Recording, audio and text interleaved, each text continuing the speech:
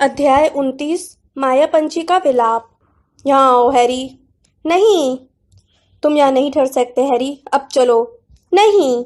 वह डंबलडोर के पास से नहीं हटना चाहता था। वह कहीं नहीं जाना चाहता था।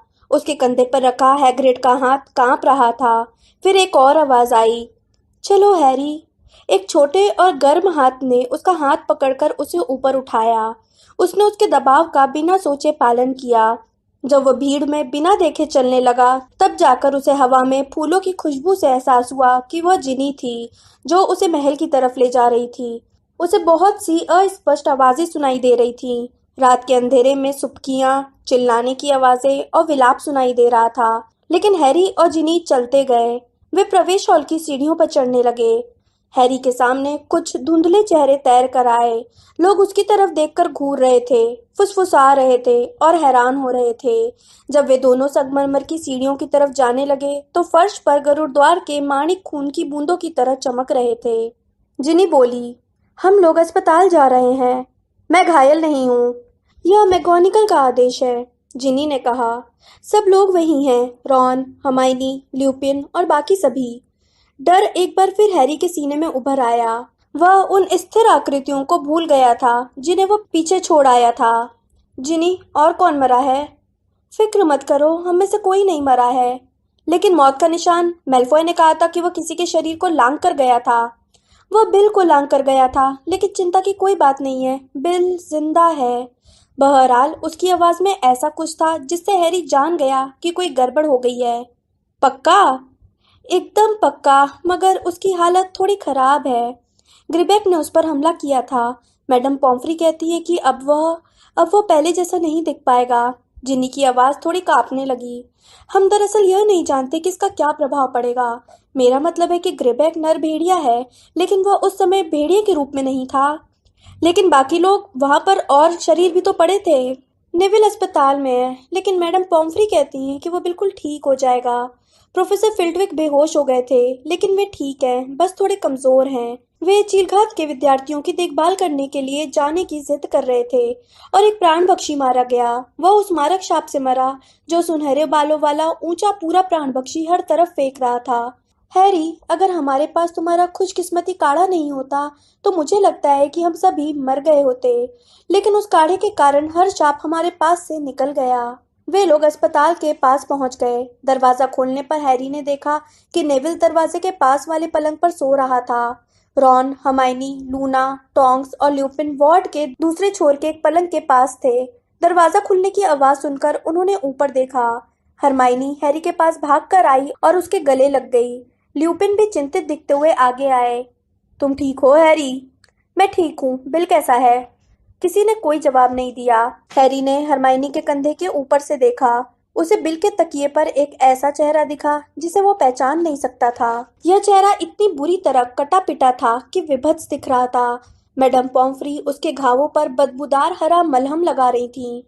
हैरी को याद आया कि स्नेप ने मेल्फॉय के सेक्टम सेम्परा के घावों को अपनी छड़ी से कितनी आसानी से ठीक कर दिया था।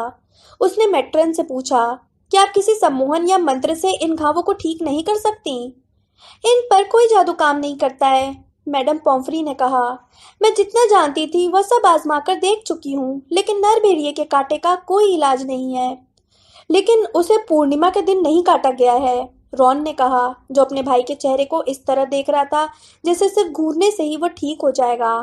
ग्रिबेक ने रूप नहीं बदला था, इसलिए निश्चित रूप से बिल असली नर भेड़िया नहीं बन। उसने ल्यूपिन की तरफ अनिश्चितता से देखा। नहीं, मुझे नहीं लगता कि बिल असली नरभेड़िया बनेगा, ल्यूपिन ने कहा। लेकिन इसका यह मतलब नहीं है कि कोई संक्रमण नहीं होगा। ये शापित घाव है, ये शायद कभी पूरी तरह ठीक नहीं हो पाएंगे, और इसके बाद बिल में भेड़िए के कुछ गुण आ जाएंगे। रॉन बोला, शायद डंबलडोर कोई चीज जानते होंगे जो काम आ जाए। वे कहाँ है? बिल डंबलडोर के आदेश पर उन वहशियों से लड़ा था। डंबलडोर को उसका ध्यान रखना होगा, वे उसे इस हालत में नहीं छोड़ सकते। जिनी बोली, रॉन, डंबलडोर मर चुके हैं। नहीं, ल्यूपिन ने जिनी से हैरी की तरफ आवेश में देखते हुए कहा, जैसे उम्मीद कर रहे हो कि हैरी उसकी बात काट देगा। लेकिन जब हैरी ने ऐसा नहीं किया तो ल्यूपिन बिल के पलंग के पास वाली कुर्सी पर लुढ़क गए और उन्होंने अपने चेहरे पर हाथ रख लिए। हैरी ने ल्यूपिन को पहले कभी बेकाबू होते नहीं देखा था। उसे महसूस हुआ जैसे वह किसी व्यक्तिगत चीज में दखल देने की गुस्ताखी कर रहा है। उसने मुड़कर रॉन से निगाह मिलाई। आंखों ही आंखों में उसने जिनी की बात की पुष्टि कर दी। वे कैसे मरे? टोंक्स ने फुसफुसा कर पूछा। यह कैसे हुआ? स्नेप ने उन्हें मार डाला, हैरी ने कहा। मैं वहां था, मैंने यह देखा था। हम लोग खगोल शास्त्र की मीनार पर लौटे थे क्योंकि निशान वहीं था। डंबलडोर बीमार थे, कमजोर थे, लेकिन मुझे लगता था कि जब हमें सीढ़ियों पर कदमों की आहट सुनाई दी तो वे समझ गए थे कि यह चाल थी, जाल था। उन्होंने मुझे शाप से बांध दिया। मैं कुछ नहीं कर सकता था। मैं अदृश्य चोगे के नीचे था। और फिर मेल्फॉय दरवाजे से भीतर आया और उसने उन्हें निरस्त्र कर दिया। हरमाइनी ने तेजी से अपने हाथ मुंह पर रख लिए और रॉन कराहने लगा। लूना का मुंह कांपने लगा। और फिर प्राणभक्षी आए और उसके बाद स्नेप आ गया और स्नेप ने यह काम कर दिया। मृत्यु दंशम। हैरी आगे नहीं बोल पाया। मैडम पॉम्फ्री रोने लगी। किसी ने उनकी तरफ जरा भी ध्यान नहीं दिया। जिनी सिर्फ फुसफुसा कर बोली, श्श, सुनो। थूक खटकते हुए मैडम पॉम्फ्री ने अपने मुंह पर उंगलियां रख ली और उनकी आंखें फैल गईं। बाहर अंधेरे में कहीं पर माया पंछी ने एक दुखद तान छेड़ दी थी। हैरी ने इतना दुखद और मर्मस्पर्शी संगीत पहले कभी नहीं सुना था। हैरी को महसूस हुआ जैसा उसे माया पंछी के गीत के बारे में पहले भी महसूस हो चुका था कि यह संगीत उसके बाहर नहीं बल्कि भीतर था। ये उसका ही दुख था जो जादू से संगीत में बदल गया था और मैदान के पार तथा महल की खिड़कियों के भीतर गूंज रहा था। उसे मालूम नहीं था कि वे लोग कितनी देर तक वह संगीत सुनते रहे। न ही उसे यह पता था कि इसे सुनने के बाद उसके दिल का दर्द थोड़ा कम क्यों हो गया था। बहरहाल ऐसा लगा जैसे बहुत समय बाद अस्पताल का दरवाजा खुला और प्रोफेसर मैगोनिकल वार्ड में दाखिल हुई। बाकी सभी की तरह उनके शरीर पर भी हाल ही में हुई लड़ाई के निशान थे। उनके चेहरे पर खरोंचे थी और उनके दुशाले कई जगह से फटे थे। मॉली और आर्थर आ रहे हैं, उन्होंने कहा, जिससे संगीत का जादू टूट गया। सभी लोग इस तरह जाग गए जैसे तंद्रा में से बाहर आ रहे हों। वे बिल को देखने के लिए, अपनी आंखें मलने के लिए, अपने सिर हिलाने के लिए मुड़े। हैरी, क्या हुआ था? हैग्रिड के अनुसार तुम प्रोफेसर डंबलडोर के साथ थे जब यह हुआ था। वह कहता है कि प्रोफेसर स्नेप इस मामले में शामिल थे। स्नेप ने डंबलडोर को मार डाला, हैरी ने कहा।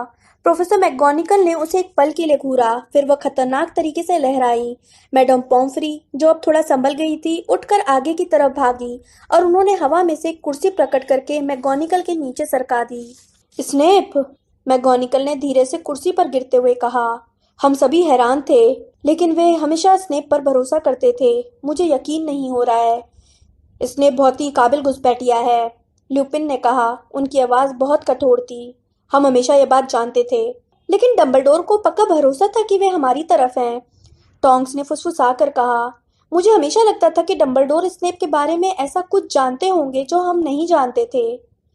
वे हमेशा यही संकेत देते थे कि उनके पास स्नेप पर भरोसा करने का अटल कारण है, प्रोफेसर मैगोनिकल ने कहा, जो अब चौकड़ी की किनारी वाली रुमाल से अपनी भीगी आंखों के कोने पोंछ रही थी। मेरा मतलब है, स्नेप के इतिहास को देखते हुए जाहिर है लोगों को शक होना ही था, लेकिन डंबलडोर ने मुझसे साफ कह दिया था कि स्नेप का पछतावा बिल्कुल असली है। वे उसके खिलाफ एक शब्द भी सुनने को तैयार नहीं थे। टोंक्स बोली, मैं यह जानना चाहूंगी कि स्नेप ने उन्हें भरोसा दिलाने के लिए आखिर क्या कहा था। मैं जानता हूँ, हैरी ने कहा, और वे सब मुड़कर उसे घूरने लगे। स्नेप ने वोल्डेमॉर्ट को वह जानकारी दी थी जिसकी वजह से वोल्डेमॉर्ट मेरे मम्मी डैडी की हत्या करने गया। फिर स्नेप ने डंबलडोर से कहा कि उसे यह एहसास नहीं था कि उसने क्या कर दिया है। उसने कहा कि उसे सचमुच अफसोस है कि उसने ये काम किया है। उसे अफसोस है कि वे मर गए। और डंबलडोर को उसकी इस बात पर यकीन हो गया, ल्यूपिन ने हैरानी से कहा। डंबलडोर ने इस बात पर विश्वास कर लिया कि स्नेप को जेम्स की मौत पर अफसोस है। स्नेप जेम्स से नफरत करता था और उसे मेरी माँ की भी कोई परवाह नहीं थी, हैरी ने कहा, क्योंकि वे मगलू परिवार में पैदा हुई थी। उसने उन्हें बदजात कहा था। किसी ने भी हैरी से यह सवाल नहीं किया कि वह यह बात कैसे जानता था। वे सभी दहशत और सदमे में खोए हुए थे तथा जो हुआ था उसकी भयंकर सच्चाई को पचाने की कोशिश कर रहे थे। यह सब मेरी गलती है, प्रोफेसर मैगोनिकल ने अचानक कहा। वे परेशान लग रही थी और अपने गीले रुमाल को अपने हाथों में घुमा रही थी। मेरी गलती। मैंने ही फिलियस को आज रात को स्नेप को बुलाने के लिए भेजा था। मैंने उसे दरअसल हमारी मदद के लिए बुलाया था। अगर मैंने स्नेप को इस घटना की चेतावनी नहीं दी होती तो वो कभी प्राणपक्षियों का साथ नहीं दे पाता। मुझे नहीं लगता कि फिलियस के बताने से पहले उसे उनके आने की जानकारी थी। मुझे नहीं लगता उसे यह पहले से मालूम था कि प्राणपक्षी आ रहे हैं। यह तुम्हारी गलती नहीं है मिनर्वा, ल्यूपिन ने दृढ़ता से कहा। हम सभी को और ज्यादा समर्थकों की जरूरत थी। हम यह सोचकर खुश थे कि स्नेप आ रहा है। तो जब वो लड़ने आया तो प्राणभक्षियों के साथ मिल गया? हैरी ने पूछा, जो स्नेप के दोगलेपन और बदनामी का पूरा विवरण सुनना चाहता था, ताकि उससे नफरत करने के और कारण बटोर सके तथा प्रतिशोध लेने का संकल्प कर सके। मुझे नहीं पता यह कैसे हुआ, प्रोफेसर मैकगोनागल ने विचलित होते हुए कहा।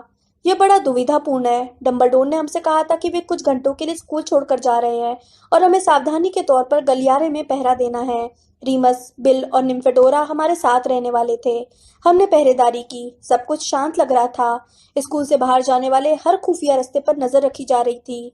हम जानते थे कि कोई उड़कर अंदर नहीं आ सकता। महल के हर प्रवेश द्वार पर सशक्त जादू था। मैं अब भी नहीं समझ पाई कि प्राणपक्षी अंदर कैसे आ गए।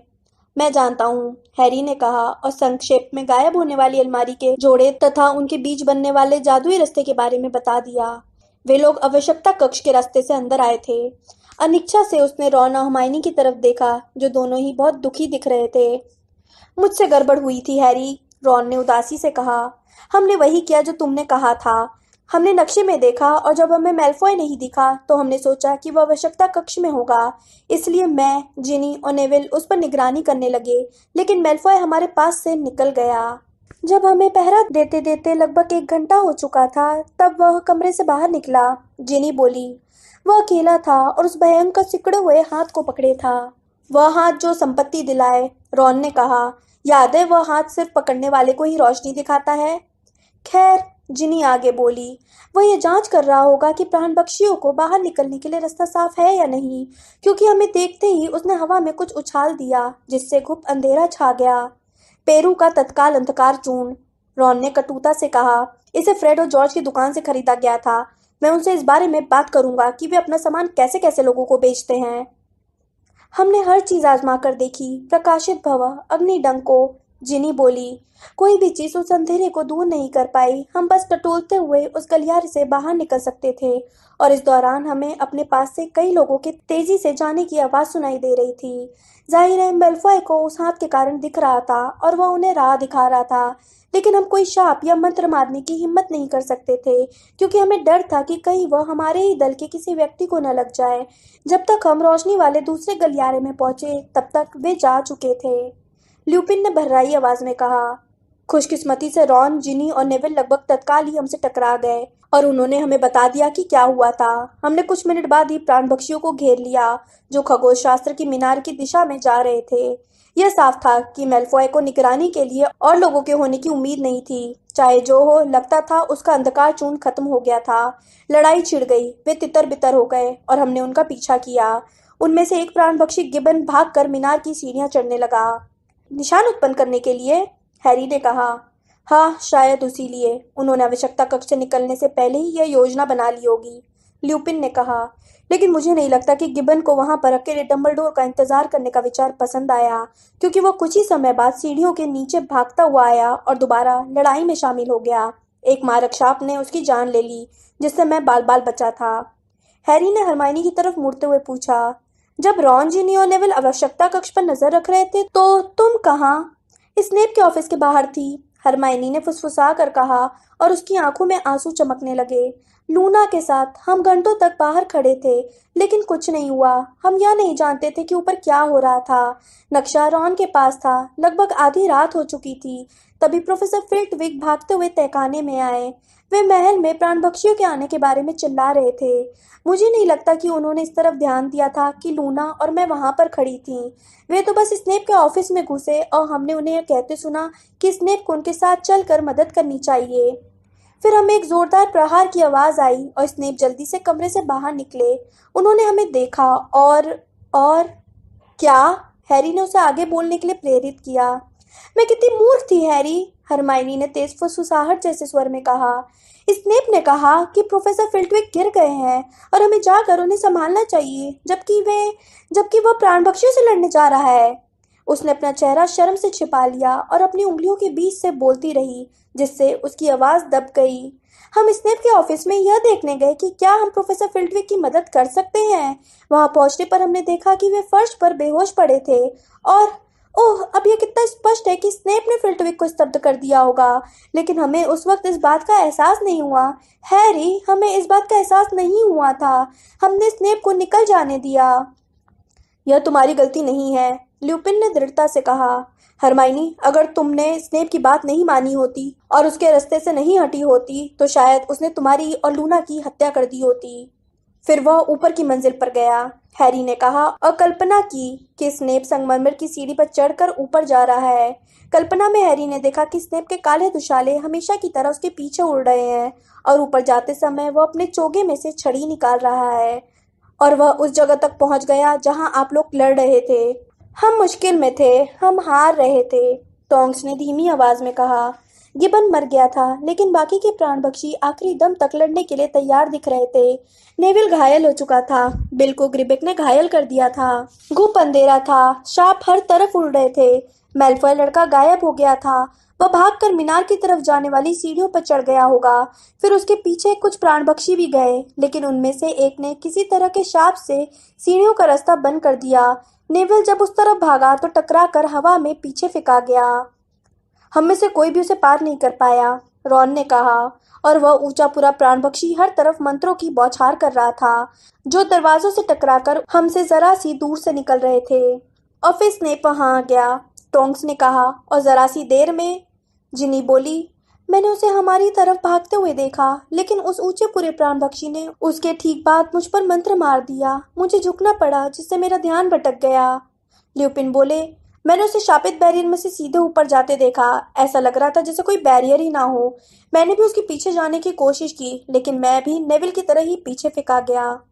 उसे कोई ऐसा मंत्र आता होगा जो हमें नहीं आता, मैकगोनिकल धीरे से बोली। आखिर वो गुप्त कलाओं से रक्षा का टीचर था। मुझे तो बस यही लगा था कि वो प्राणभक्षियों के पीछे जाने की जल्दी में था, जो बचकर मीनार में पहुंच गए थे। वह जल्दी में तो था, हैरी ने आवेश में कहा, लेकिन उन्हें रोकने के लिए नहीं, बल्कि उनकी मदद करने के लिए। और मैं शर्त लगाता हूँ कि उस बैरियर को पार करने के लिए हाथ पर मौत का निशान होना जरूरी होगा। तो उसके नीचे आने के बाद क्या हुआ? बड़े प्राणभक्षी ने उसी समय एक मंत्र मारा, जिससे आधी छत गिर गई और उसके कारण वह शाप भी खत्म हो गया जो सीढ़ियों पर बाधा बना हुआ था, ल्यूपिन ने कहा। हम आगे की तरफ भागे, मेरा मतलब है हम में से जो लोग जो अब भी खड़े हुए थे वे भागे। इसके बाद स्नेप और वो लड़का धूल में से बाहर निकले। जाहिर है हम में से किसी ने भी उन पर हमला नहीं किया। हमने उन्हें निकल जाने दिया, टोंक्स ने खोखली आवाज में कहा। हमने सोचा कि प्राणभक्षी उनका पीछा कर रहे हैं, और फिर बाकी प्राणभक्षी और ग्रिबेक लौट आए तथा हम दोबारा लड़ने लगे। मुझे लगा कि स्नेप कुछ चिल्लाकर कह रहा था, लेकिन मैं नहीं जानती कि उसने क्या कहा था। उसने चिल्लाकर कहा था कि काम पूरा हो गया, हैरी ने कहा। वो जो काम करना चाहता था वो उसने कर दिया था। वे सभी लोग खामोश हो गए। ज्वाला का विलाप अब भी बाहर के अंधेरे मैदान में गूंज रहा था। जब संगीत हवा में तैर रहा था तो हैरी के मस्तिष्क में अनायास अप्रिय विचार आ गए। क्या अब तक उन्होंने डंबलडोर के शरीर को मीनार के नीचे से हटा दिया होगा? अब क्या होगा? उन्हें कहाँ दफनाया जाएगा? उसने अपनी जेब में अपनी मुट्ठियां भींच ली। उसे दाहिनी हाथ पर नकली हॉर्क्रक्स का ठोस आकार महसूस हो रहा था। अस्पताल का दरवाजा तेजी से खुला, जिससे वे सभी चौंक गए। मिस्टर और मिसेस वीजली वार्ड में धड़धड़ाते हुए आ रहे थे। फ्लर उनके ठीक पीछे थी और उसका सुंदर चेहरा दहशत से भरा हुआ था। मॉली, आर्थर, प्रोफेसर मैकगोनिकल ने उछलते और जल्दी से आगे बढ़ते हुए कहा, मुझे बहुत अफसोस है। बिल, मिसेस वीजली ने बहुत धीमी आवाज में कहा, और वे प्रोफेसर मैकगोनिकल के पास से तेजी से गुजरी। जब उन्होंने बिल का शत विशत चेहरा देखा, ओह बिल! ल्यूपिन और टोंक्स जल्दी से उठकर पीछे हट गए ताकि मिस्टर और मिसेस वीजली पलंग के पास पहुंच सके। मिसेस वीजली अपने बेटे पर झुकी और अपने होंठ उसके लहू लुहान माथे पर लगा दिए। आपने बताया था कि ग्रिबेक ने उस पर हमला किया था, मिस्टर वीजली ने प्रोफेसर मैकगोनिकल से पूछा। लेकिन उस वक्त ग्रिबेक ने रूप नहीं बदला था, तो उसका क्या मतलब है? बिल को क्या होगा? अभी हम कुछ नहीं जानते, प्रोफेसर मैकगोनिकल ने ल्यूपिन की तरफ असहायता से देखते हुए कहा। शायद कुछ संक्रमण होगा आर्थर, ल्यूपिन ने कहा। यह एक अजीब मामला है, संभवतः अनूठा। हम नहीं जानते कि जब वो जागेगा तो उसका व्यवहार कैसा होगा। मिसेस वीजली ने मैडम पॉम्फ्री से बदबूदार मलहम ले लिया और बिल के घावों पर लगाने लगी। और डंबलडोर, मिस्टर वीजली ने कहा, मिनर्वा, क्या यह सच है? क्या वे सचमुच? जब प्रोफेसर मैकगोनागल ने सिर हिलाया तो हैरी ने जिनी को अपने पास हिलते हुए महसूस किया। उसने जिनी की तरफ देखा। उसकी छोटी सिकुड़ी हुई आंखें फ्लर पर टिकी थी, जो हतप्रभ होकर बिल की तरफ देख रही थी। डंबलडोर चले गए, मिस्टर वीजली फुसफुसाकर बोले, लेकिन मिसेस वीजली की आंखें तो अब भी अपने सबसे बड़े बेटे पर ही टिकी हुई थीं। वे सुबकने लगी और उनके आंसू बिल के विकृत चेहरे पर गिरने लगे। जाहिर है, इससे कोई फर्क नहीं पड़ता है कि वो कैसा दिखता है। यह दरअसल महत्वपूर्ण नहीं है, लेकिन वो बहुत ही सुंदर लड़का था, हमेशा बहुत सुंदर, और उसकी शादी होने वाली थी। इस बात से आपका क्या मतलब है? फ्लर ने अचानक जोर से कहा। आपका क्या मतलब है कि उसकी शादी होने वाली थी? मिसेस वीजली ने अपना आंसुओं से सना चेहरा उठाया। वे हैरान दिख रही थी। देखो, सिर्फ यही। आपको लगता है कि बिल अब मुझसे शादी नहीं करना चाहेगा? फ्लर ने पूछा। आपको लगता है कि इन चोटों के कारण वो मुझसे प्यार नहीं करेगा? नहीं, मेरा मतलब यह। लेकिन वह करेगा, फ्लर ने कहा। वह तनकर खड़ी हो गई और अपने चांदी जैसे बालों की लंबी चोटी पीछे की तरफ उछाल दी। बिल मुझसे प्यार करना छोड़ दे या किसी नर भेड़िए के वश में नहीं है। हाँ, मुझे यकीन है, मिसेस वीजली ने कहा, लेकिन मैंने सोचा शायद उसकी स्थिति को देखते हुए आपने सोचा कि मैं उससे शादी नहीं करना चाहूंगी, या शायद आपको यह उम्मीद थी? फ्लर ने अपने नथुने फुलाते हुए कहा। मुझे उस बात की कोई परवाह नहीं कि वो कैसा दिखता है। मुझे लगता है कि मेरी सुंदरता हम दोनों के लिए काफी है। ये घाव इस बात का सबूत है कि मेरे पति बहादुर हैं और मैं उससे शादी जरूर करूंगी, उसने आवेश में कहा और मिसेस वीजली को हटाते हुए उनसे मलहम छीन लिया। मिसेस वीजली अपने पति के करीब पहुंच गई और फ्लर को बिल के घाव साफ करते हुए देखती रही। उनके चेहरे पर बड़ा ही अजीब भाव था। किसी ने कुछ नहीं कहा। हैरी की तो हिलने की भी हिम्मत नहीं हुई। बाकी सबकी तरह वह भी विस्फोट का इंतजार कर रहा था। काफी देर बाद मिसेस वीजली बोली, हमारी नानी की बहन म्यूरियल के पास एक बहुत ही सुंदर मुकुट है। उसे पिशाचों ने बनाया है। मैं उन्हें मना लूंगी कि वे शादी में तुम्हें वह पहनने के लिए दे दें। वे बिल से बहुत प्यार करती हैं। वह मुकुट तुम्हारे बालों पर बहुत सुंदर दिखेगा। धन्यवाद, फ्लर ने सख्ती से कहा। मुझे यकीन है वो सुंदर होगा। और फिर हैरी यह नहीं देख पाया कि यह कैसे हुआ। दोनों औरतें रोने लगीं और एक दूसरे के गले लग गई, पूरी तरह चकराते हुए, जैसे इस बात पर हैरान हो कि दुनिया पागल हो गई है। उसने मुड़कर देखा। रॉन भी हैरी जितना ही स्तब्ध दिख रहा था। उधर जिनी और हरमाइनी ने हैरानी भरी निगाह मिलाई। देखा, एक तनाव भरी आवाज आई। टॉन्क्स ल्यूपिन को गुस्से से देख रही थी। वह अब भी उससे शादी करना चाहती है, भले ही उसे नर भेड़िए ने काट लिया है, उसे परवाह नहीं है। यह मामला अलग है, ल्यूपिन ने कहा। वे अपने होंठ बहुत कम हिला रहे थे और अचानक बहुत तनाव में दिख रहे थे। बिल पूरा नरभेड़िया नहीं है, बाकी मामले बिल्कुल। लेकिन मुझे भी परवाह नहीं है, मुझे भी परवाह नहीं है। टोंक्स ने ल्यूपिन के दुशाले का अगला हिस्सा पकड़कर उसे हिलाते हुए कहा, मैं तुम्हें लाख बार बता चुकी हूँ। और तब हैरी के सामने टोंक्स के पितृदेव और उसके चूहे जैसे रंग के बालों का कारण अचानक स्पष्ट हो गया। वह जान गया कि वह क्यों डंबलडोर के पास भागती हुई आई थी जब उसने यह अफवाह सुनी थी कि ग्रिबेट ने किसी पर हमला कर दिया था। वह सीरियस नहीं था जिससे टोंक्स प्यार करती थी। और मैं भी तुम्हें लाख बार बता चुका हूँ। ल्यूपिन ने उससे नजरें नहीं मिलाई, बल्कि फर्श की तरफ देखते हुए कहा कि मैं तुम्हारे लिहाज से बहुत बूढ़ा, बहुत गरीब और बहुत खतरनाक हूँ। मैं तो हमेशा से कह रही हूँ रीमस कि तुम इस मामले में मूर्खता कर रहे हो, मिसेस वीजली ने फ्लर के कंधे के ऊपर से कहा जब उन्होंने उसकी पीठ थपथपाई। मैं मूर्खता नहीं कर रहा हूँ, ल्यूपिन ने कहा। टोंक्स को किसी जवान और पूरे आदमी से शादी करनी चाहिए, लेकिन वह तुमसे शादी करना चाहती है, मिस्टर वीजली ने थोड़ा मुस्कुराते हुए कहा। और रीमस, यह जरूरी नहीं है कि पूरे आदमी हमेशा ही पूरे बने रहें, उन्होंने दुख से अपने बेटे की तरफ देखते हुए कहा जो उनके बीच में लेटा हुआ था। यह इन मामलों पर बातचीत करने का समय नहीं है, ल्यूपिन ने बाकी सबसे नजरें चुराते हुए कहा जब उन्होंने विचलित होकर चारों तरफ देखा। डंबलडोर मर चुके हैं। इस बात से डंबलडोर से ज्यादा खुशी किसी को नहीं होती कि दुनिया में प्रेम थोड़ा और बढ़ गया है। प्रोफेसर मैगोनिकल ने कहा जब अस्पताल का दरवाजा दोबारा खुला और हैग्रिड अंदर आ गया। हैग्रिड के चेहरे का जो हिस्सा बालों या दाढ़ी से ढका हुआ नहीं था वह गीला और सूजा हुआ था। वह आंसुओं के साथ कांप रहा था और उसके हाथ में एक बड़ा सा धारीदार रुमाल था। हमने हमने वो काम कर दिया प्रोफेसर, उसने रूंधे गले से कहा। उन्हें हटा दिया। प्रोफेसर स्प्राउट ने बच्चों को वापस बिस्तर पर भेज दिया है। प्रोफेसर फिल्टविक लेटे हुए हैं, लेकिन वे कहते हैं कि वे कुछ समय में बिल्कुल ठीक हो जाएंगे। और प्रोफेसर स्लगहॉर्न कहते हैं कि उन्होंने मंत्रालय को खबर कर दी है। धन्यवाद हैग्रिड। प्रोफेसर मैगोनिकल एकाएक खड़ी हुई और बिल के पलंग के पास के समूह की तरफ मुड़ी। जब मंत्रालय के लोग यहाँ आएंगे तो मुझे उनसे मिलना होगा। हैग्रिड, कृपया सभी हाउस प्रमुखों से कह दो, स्लगहॉर्न नागशक्ति का प्रतिनिधित्व कर सकते हैं, कि मैं उन सभी से तत्काल अपने ऑफिस में मिलना चाहती हूँ। मैं चाहती हूँ कि तुम भी वहीं आ जाओ। जब हैग्रिड सिर हिलाकर मुड़ा और पैर घसीटता हुआ कमरे से बाहर चला गया तो मैगोनिकल ने हैरी की तरफ देखा। उनसे मिलने से पहले मैं तुमसे जल्दी से कुछ बात करना चाहूंगी हैरी, मेरे साथ चलो। हैरी खड़ा हो गया। वो रॉन, हर्माइनी और जिनी से बुदबुदा कर बोला, मिलते हैं। फिर वो प्रोफेसर मैगोनिकल के पीछे पीछे वार्ड से बाहर निकल गया। बाहर गलियारे वीरान थे। सिर्फ दूर से आता माया पंछी का संगीत सुनाई दे रहा था। कई मिनट बाद हैरी को यह एहसास हुआ कि वे प्रोफेसर मैगोनिकल के नहीं बल्कि डंबलडोर के ऑफिस की तरफ जा रहे थे। कुछ सेकंड बाद उसे एहसास हुआ कि जाहिर है वे डिप्टी हेडमिस्ट्रेस थीं, इसलिए अब वे हेडमिस्ट्रेस बन गई हैं। इसलिए गारगोयल के पीछे वाला कमरा अब उनका है। खामोशी के साथ वे स्वचालित घुमावदार सीढ़ियों पर चढ़े और गोल ऑफिस में दाखिल हुए। वह नहीं जानता था कि उसे क्या उम्मीद थी, कि कमरा काले पर्दों से ढका होगा या फिर डंबलडोर का शरीर वहां पड़ा होगा। सच तो यह था कि ऑफिस लगभग वैसा ही था जैसा तब था जब वह और डंबलडोर कुछ घंटे पहले वहां से गए थे। चांदी के यंत्र जर्जर टेबलों पर धुआं निकाल रहे थे। गरुड़द्वार की तलवार कांच के केस में चांदनी में चमक रही थी।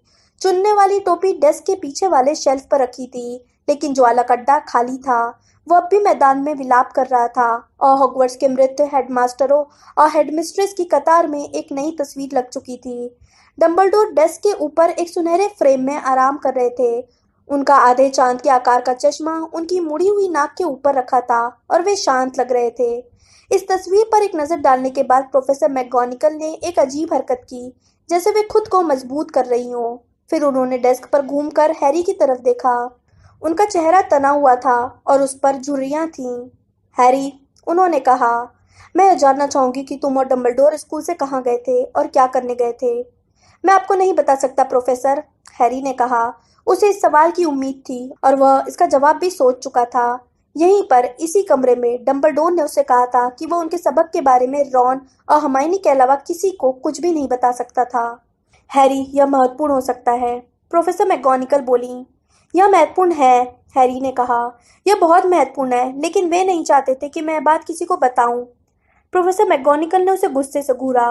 पॉटर, हैरी का ध्यान इस तरफ गया कि वे अब उसे उसके सरनेम से पुकार रही थी। मुझे लगता है कि प्रोफेसर डंबलडोर की मृत्यु के बाद तुम्हें यह विचार करना चाहिए कि स्थिति अब बदल गई है। मुझे ऐसा नहीं लगता, हैरी ने कंधे उचकाते हुए कहा। प्रोफेसर डंबलडोर ने मुझसे यह कभी नहीं कहा था कि उनकी मौत के बाद मुझे उनके आदेशों का पालन नहीं करना है। लेकिन सिर्फ एक चीज है जो मंत्रालय के यहाँ आने से पहले आपको जान लेनी चाहिए। मैडम रोजमेरिटा सम्मोहन शाप की शिकार है। वे मेल्फॉय और प्राणपक्षियों की मदद कर रही हैं। इसी तरह वह हार और जहर मिली शराब। रोजमेरिटा, प्रोफेसर मैगोनिकल ने अविश्वास से कहा, लेकिन इससे पहले कि वे आगे कुछ कह पाए उनके पीछे दरवाजे पर दस्तक हुई और प्रोफेसर स्प्राउट, फिल्टविक तथा स्लगहॉर्न कमरे में आ गए। उनके पीछे हैग्रिड था, जो अब भी काफी रो रहा था और उसका विशाल शरीर दुख से कांप रहा था। स्नेप, स्लगहॉर्न बोले, जो बहुत हिले हुए, पीले और पसीना पसीना दिख रहे थे। स्नेप, मैंने उसे पढ़ाया था। मुझे लगता था कि मैं उसे जानता था। लेकिन इससे पहले कि उनमें से कोई भी इस बात पर कुछ कह पाए, दीवार से एक तीखी आवाज आई। एक पीले चेहरे वाला जादूगर, जिसने एक छोटा काला झब्बा पहन रखा था, अपने खाली कैनवास में अभी अभी आया था। मिनर्वा, मंत्री जी कुछ ही देर में आ जाएंगे। वे अभी अभी मंत्रालय से अंतर्ध्यान हुए हैं। धन्यवाद एवरॉर्ड, प्रोफेसर मैगोनिकल ने कहा और वे जल्दी से टीचर्स की तरफ मुड़ गईं। उन्होंने जल्दी से कहा, उनके आने से पहले मैं इस बारे में बात करना चाहूंगी कि हॉगवर्ट्स का क्या होगा। व्यक्तिगत रूप से मुझे नहीं लगता कि स्कूल को अगले साल दोबारा खुलना चाहिए। अपने ही एक सहकर्मी के हाथों हेडमास्टर की मौत यह भयंकर है। मुझे पूरा यकीन है कि डंबलडोर इस स्कूल को खुला रखना चाहते होंगे, प्रोफेसर स्प्राउट बोली। मुझे तो लगता है कि अगर एक भी विद्यार्थी यहाँ आना चाहता है तो स्कूल को उस एक विद्यार्थी के लिए भी खुलना चाहिए। लेकिन इसके बाद हमें एक विद्यार्थी भी कहाँ मिलेगा, स्लगहॉर्न ने कहा, जो अब एक रेशमी रुमाल से अपना पसीना पसीना पोंछ रहे थे। माता पिता अपने बच्चों को घर पर ही रखना चाहेंगे और मैं उन्हें दोष नहीं दे सकता। व्यक्तिगत रूप से मुझे नहीं लगता कि हमें हॉगवर्ट्स में बाकी जगहों से ज़्यादा खतरा है, लेकिन आप यह उम्मीद नहीं कर सकते कि माताएं ऐसा सोचेंगी। वे अपने परिवार को एक साथ रखना चाहेंगी, जो स्वाभाविक भी है। मैं सहमत हूँ, प्रोफेसर मैकगोनागल ने कहा। और चाहे जो हो, यह कहना सच नहीं है कि डंबलडोर ने हॉगवर्ट्स के बंद होने की कभी कल्पना नहीं की थी। जब रहस्यमय तहखाना दोबारा खुला था तो उन्होंने स्कूल बंद करने के बारे में विचार किया था। अब मुझे कहना होगा कि महल के नीचे नागशक्ति के किसी भयंकर प्राणी के छिपे रहने के बजाय प्रोफेसर डंबलडोर की हत्या मेरे लिए ज्यादा परेशानी की बात है। हमें गवर्नरों से बात करनी चाहिए, प्रोफेसर फिल्टविक ने चूं-चूं करती आवाज में कहा। उनके माथे पर एक बड़ा निशान था, लेकिन इसके अलावा स्नेप के ऑफिस में गिरने की कोई निशानी नहीं थी। हमें स्थापित प्रक्रियाओं का पालन करना चाहिए, कोई भी निर्णय जल्दबाजी में नहीं लेना चाहिए। हैग्रिड, तुमने कुछ नहीं कहा, प्रोफेसर मैकगोनागल ने कहा। तुम्हारा क्या विचार है, क्या हॉगवर्ट्स खुला रहना चाहिए? पूरी बातचीत के दौरान अपने बड़े धब्बीदार रुमाल में चुपचाप रो रहे हैग्रिड ने अब अपनी सूजी हुई लाल आंख उठाई और बोला, हम नहीं जानते प्रोफेसर, यह निर्णय लेना तो हाउस प्रमुखों और हेडमास्टर के हाथ में है। प्रोफेसर डंबलडोर हमेशा तुम्हारी राय की कद्र करते थे, प्रोफेसर मैकगोनागल ने दयालुता से कहा, और मैं भी करती हूँ। देखिए, हम तो रुकेंगे, हैग्रिड ने कहा। उसकी आंखों के कोने से मोटे मोटे आंसू अब भी बह रहे थे और फिसलकर उसकी उलझी हुई दाढ़ी तका रहे थे। यह हमारा घर है, यह तब से हमारा घर है जब हमारी उम्र 13 साल थी, और अगर यहाँ के बच्चे चाहते हैं कि हम उन्हें पढ़ाएं तो हम उन्हें पढ़ाएंगे, लेकिन हम नहीं जानते डंबलडोर के बिना हॉगवर्ट्स। उसने थूक गटका और एक बार फिर रुमाल के पीछे मुंह छिपा लिया। दोबारा खामोशी छा गई। तो ठीक है, प्रोफेसर मैकगोनागल ने खिड़की से मैदान की तरफ देखा ताकि ये जांच कर सके कि मंत्री जी आ रहे हैं या नहीं। तब तो मुझे फिल्टविक की बात से सहमत होना होगा कि सही काम गवर्नर से परामर्श लेना है, जो अंतिम निर्णय लेंगे। अब जहां तक विद्यार्थियों के घर जाने का सवाल है, एक तर्क दिया जा रहा है कि इसे देरी से करने के बजाय जल्दी से जल्दी कर दिया जाए। अगर जरूरत हो तो हम हॉगवर्ट्स एक्सप्रेस कल ही बुलवा सकते हैं। और डंबलडोर की अंत्येष्टि, हैरी ने आखिरकार कहा। देखो, प्रोफेसर मैकगोनागल ने कहा और उनकी आवाज थोड़ी कांप गई। मैं जानती हूँ कि डंबलडोर की इच्छा यह थी कि उन्हें यहीं हॉगवर्ट्स में ही दफनाया जाए। तो फिर यही होगा, है ना? हैरी ने आवेश में कहा। अगर मंत्रालय को यह उचित लगे, प्रोफेसर मैकगोनागल ने कहा। यहाँ पर आज तक किसी भी अन्य हेडमास्टर या हेडमिस्ट्रेस को दफनाया नहीं। किसी और हेडमास्टर या हेडमिस्ट्रेस ने स्कूल को उनसे ज्यादा दिया भी नहीं है, हैग्रिड गुर्राता हुआ बोला। हॉगवर्ट्स ही डंबलडोर के चिर विश्राम की जगह होनी चाहिए, प्रोफेसर फिल्टविक ने कहा। बिल्कुल, प्रोफेसर स्प्राउट ने कहा। और इस स्थिति में, हैरी ने कहा, आपको विद्यार्थियों को तब तक घर नहीं भेजना चाहिए जब तक कि अंत्येष्टि नहीं हो जाती। विद्यार्थी उन्हें, आखिरी शब्द उसके गले में अटक गए, लेकिन प्रोफेसर स्प्राउट ने उसकी बात पूरी कर दी। श्रद्धांजलि देना चाहेंगे। बिल्कुल ठीक, प्रोफेसर फिल्टविक ने चूं-चूं करते हुए कहा। सचमुच बहुत ठीक बात कही। हमारे विद्यार्थी श्रद्धांजलि देना चाहेंगे, यह उचित है। हम उसके बाद उन्हें घर भेज सकते हैं। मैं इस बात का समर्थन करती हूँ, प्रोफेसर स्प्राउट ने तेज आवाज में कहा। मुझे लगता है हाँ, स्लगहॉर्न ने थोड़ी आंदोलित आवाज में कहा, जब हैग्रिड ने दबी हुई सिसकी के साथ हाँ भरी। वे आ रहे हैं, प्रोफेसर मैकगोनागल ने मैदान में नीचे देखते हुए अचानक कहा। मंत्री जी, और मुझे लगता है कि वे अपने साथ एक प्रतिनिधि मंडल भी ला रहे हैं। क्या मैं जा सकता हूँ प्रोफेसर? हैरी ने तत्काल कहा। उसकी आज रात रूफस स्क्रीमग्योर को देखने या उनके सवालों के जवाब देने की कतई इच्छा नहीं थी। तुम जा सकते हो, प्रोफेसर स्लगहॉर्न ने कहा, और जल्दी करो। वे दरवाजे की तरफ बढ़ी और उन्होंने उसे खोल दिया। हैरी तेजी से घुमावदार सीढ़ियों से नीचे उतरकर वीरान गलियारे में पहुंच गया। वह अपना चोगा खगोल शास्त्र की मीनार के ऊपर छोड़ आया था, लेकिन उसे इस बात की कतई परवाह नहीं थी। गलियारे में उसे देखने के लिए कोई नहीं था। फिल्च, मिसेस नॉरिस, यहाँ तक कि पीव्स भी नहीं। उसे तब तक कोई नहीं मिला जब तक कि वह गुरुद्वार के कॉमन रूम तक जाने वाले गलियारे में नहीं पहुंच गया। क्या यह सच है? मोटी औरत ने पूछा, जब वो उसके पास पहुंचा। क्या यह सच है? डंबलडोर मर गए? हाँ, हैरी ने कहा। मोटी औरत ने रोने की आवाज निकाली और पासवर्ड का इंतजार किए बिना उसे दाखिल करने के लिए आगे झुक गई। जैसा हैरी को अंदाजा था, कॉमन रूम खचाखच भरा हुआ था। जब वह तस्वीर के छेद को लांघ कर अंदर गया तो खामोशी छा गई। उसने डीन और सीमस को पास वाले समूह में बैठे देखा। इसका मतलब है कि कमरा खाली होगा या लगभग खाली होगा। बिना किसी से कुछ बोले या नजरें मिलाए वह सीधा कमरे के पार गया और दरवाजे से होता हुआ लड़कों के कमरों की तरफ चल दिया। जैसी उसे उम्मीद थी, रॉन उसका इंतजार कर रहा था। वह पूरे कपड़े पहनकर अपने पलंग पर बैठा था। हैरी भी अपने पलंग पर बैठ गया और एक पल के लिए वे एक दूसरे को एकटक देखते रहे। वे लोग स्कूल बंद करने के बारे में बात कर रहे हैं, हैरी ने कहा। ल्यूपिन ने कहा था कि वे ऐसी ही बात करेंगे, रॉन बोला। खामोशी छा गई। तो रॉन ने बहुत धीरे से कहा, जैसे उसे लग रहा हो कि फर्नीचर उनकी बात सुन सकते हैं। क्या तुम्हें मिल गया? क्या तुम्हें मिल गया हॉर्क्रक्स?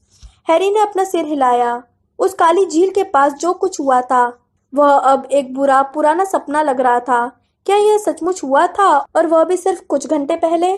तुम्हें वो नहीं मिला? रॉन ने निराश दिखते हुए कहा। वो वहां नहीं था। नहीं, हैरी ने कहा। कोई उसे पहले ही ले जा चुका था और उसकी जगह पर एक नकली हॉर्क्रक्स रख दिया था।